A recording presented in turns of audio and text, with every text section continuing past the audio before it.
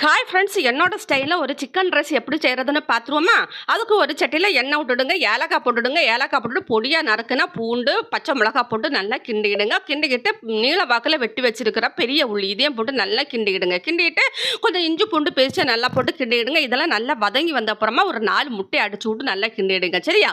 கிண்டிட்டு இதுக்கு தேவையான அளவு உப்பும் போட்டு நல்லா கிண்டிடுங்க. கிண்டிக்கிட்டு கொஞ்சமாக ஃப்ரைட் ரைஸ் மிக்ஸ் போட்டிருக்கேன், கொஞ்சம் வத்தல் பொடி போட்டிருக்கேன், கொஞ்சம் சிக்கன் பொடி போட்டிருக்கேன் பார்த்துடுங்க.